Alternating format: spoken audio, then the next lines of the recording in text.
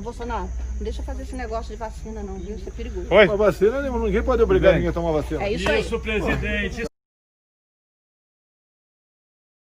Será que o Brasil do século XXI está reunindo condições para uma nova revolta da vacina, similar à que ocorreu no início do século XX na cidade do Rio de Janeiro?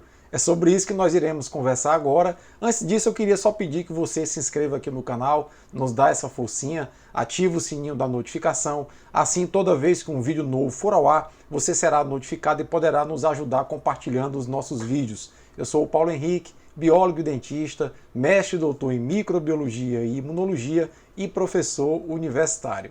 Pois é, e eu lembro a vocês que a vacina do sarampo, por exemplo, chegou aqui em terras tupiniquins por volta de 1963. Eu nasci em 69. Então, quando eu tinha a idade de ser vacinado contra o sarampo, não tinha a vacina disponível na minha cidade aqui no interior do Piauí. E eu contraí sarampo, quase que morro de sarampo. Felizmente, escapei e desenvolvi imunidade a essa doença que já levou milhares de mortes pelo Brasil afora. Bom, nesse sentido, é muito importante dizer para vocês no início desse vídeo que a Unicef divulgou dados recentes que cerca de 170 milhões de pessoas, na verdade 170 milhões de crianças no mundo deixaram de receber vacina contra o sarampo o ano passado. Apenas aqui no Brasil foram 1 milhão de crianças que deixaram de receber a vacina contra o sarampo. E nos Estados Unidos, 2,5 milhões de crianças. Isso fez com que, inclusive, o governo do estado de Nova York aprovasse uma lei que multa os pais que não vacinarem os filhos contra o sarampo. E é exatamente esse pano de fundo que faz a gente relembrar a história. Vamos voltar aí ao Brasil do início do século XX, notadamente à cidade do Rio de Janeiro. No início do século XX, a cidade do Rio de Janeiro vivia um processo de industrialização muito intenso. E esse processo de industrialização muito intenso fazia com que grandes quantidades de pessoas de várias regiões do Brasil imigrassem para o Rio de Janeiro, principalmente ex-escravos oriundos do Nordeste e oriundos das fazendas do Centro-Oeste. Bom, o Rio de Janeiro, então, em apenas 6 anos, quase que dobrou a sua população. E as pessoas começaram, então, a alugar quartos nas suas casas para 3, 4, 5 pessoas e as aglomerações humanas começaram a se intensificar na cidade do Rio de Janeiro, resultando em acúmulo de lixo nas ruas, resultando em proliferação de ratos e de doenças como a peste negra, como a varíola e como a febre amarela. Foi nesse cenário que o presidente Rodrigues Alves nomeou para diretor de saúde Oswaldo Cruz, com a missão de combater os surtos de varíola, febre amarela e peste negra na cidade do Rio de Janeiro e melhorar o saneamento da cidade do Rio de Janeiro. Bom, logo Oswaldo Cruz começou a implementar uma série de ações que não foram muito bem dialogadas com a população. O governo começou a desapropriar cortiços, começou a retirar as pessoas de cortiços para alargar as ruas e melhorar a coleta de lixo, mas sem um diálogo com essas pessoas, e começou, pasmem, a comprar ratos. Quem capturasse ratos podia vender ratos para o governo. Logo, alguns empresários começaram a criar ratos para ganhar dinheiro vendendo esses ratos criados em casa ou nas suas empresas para o próprio governo. E essa medida não deu muito certo no combate à peste negra. Pois bem, mas a grande quantidade de pessoas insatisfeitas com as medidas adotadas pelo governo começava a crescer na cidade do Rio de Janeiro.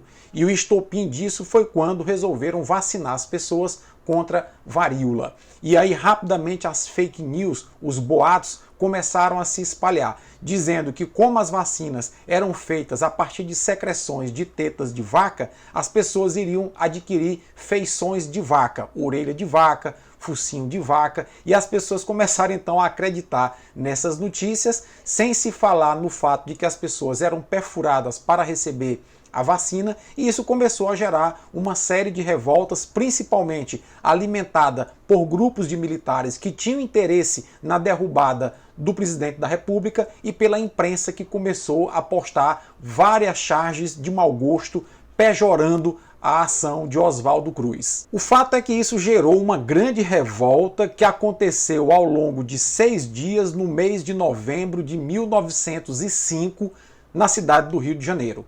Foram muitos confrontos que ocorreram, as forças militares foram acionadas e o saldo foram mais de 1.000 pessoas presas, mais de 110 feridos, 30 mortes e 500 pessoas exiladas para o longínquo estado do Acre. E aí, cerca de 3 anos depois, houve um surto muito grave, mas muito grave mesmo, de varíola na cidade do Rio de Janeiro. E a população, a mesma população que 3 anos antes tinha se rebelado contra a vacinação de varíola, rapidamente procurou os postos de saúde em busca da vacina, em busca de proteção contra a varíola. O cenário atual no mundo qual foi? É que a varíola está erradicada pelo processo de vacinação. Não existe mais notificação de casos de varíola, nem no Brasil, nem no mundo.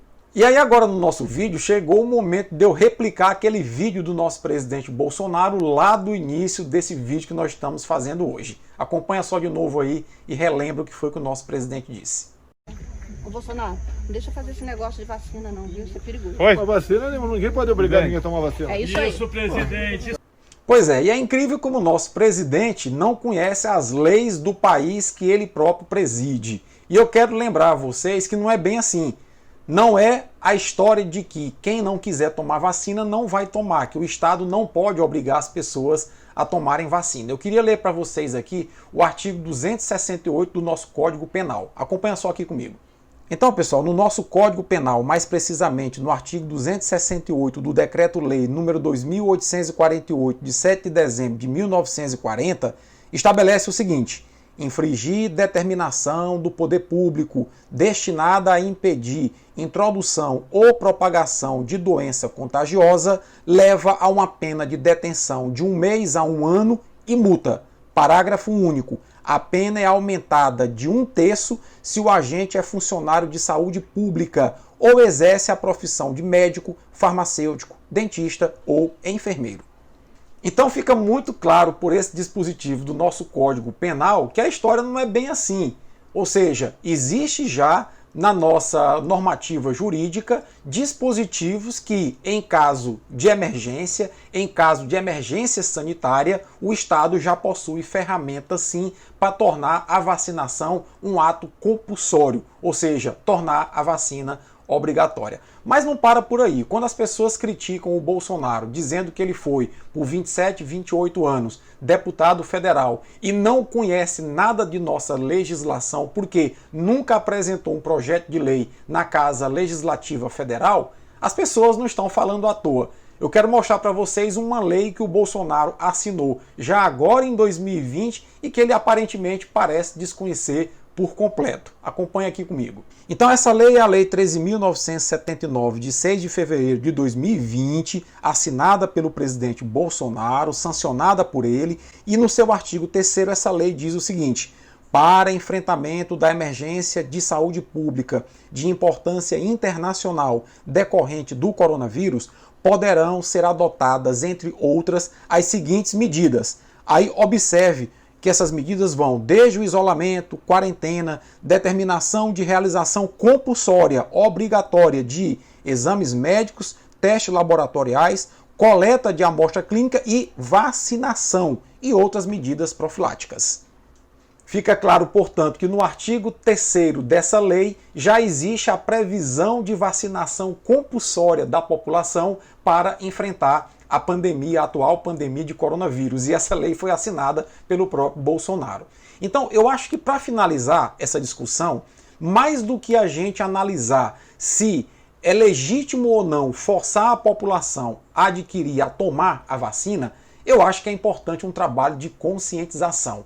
Existem grupos pelo mundo afora que espalham e propagam fake news em relação às vacinas. Existe um grupo anti-vac nos Estados Unidos que já se propagou pela Europa e chegou inclusive aqui no Brasil.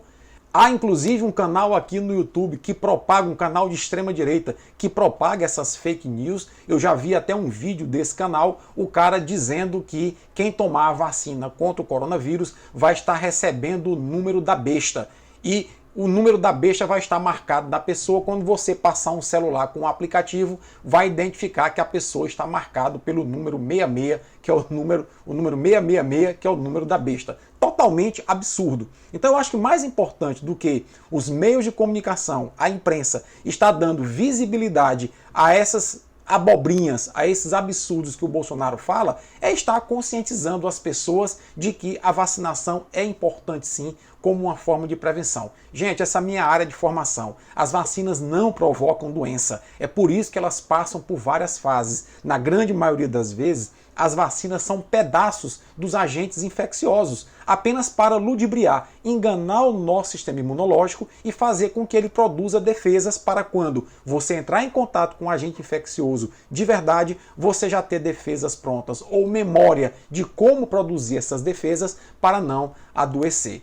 É muito importante que as pessoas tomem consciência, porque eu mostrei com esse vídeo que em tempos de pandemia é impressionante como os fenômenos são cíclicos, como eles se repetem. A revolta da vacina lá atrás, na época da epidemia de varíola, por desinformação da população, é, por exemplo, o que está acontecendo hoje no Brasil e no mundo, com vários grupos fazendo protestos pelo mundo contra a vacina, dizendo que a vacina é invenção do diabo, dizendo que a vacina é uma invenção chinesa para dominar o mundo, tudo especulação, tudo mentira, de grupos de aproveitadores que querem se aproveitar da desinformação, do medo e da insegurança da população para extrair dividendos, quer sejam eles políticos ou econômicos, desse medo. Se você gostou desse vídeo, dá uma curtida, compartilha, um forte abraço e não tenham medo de vacina.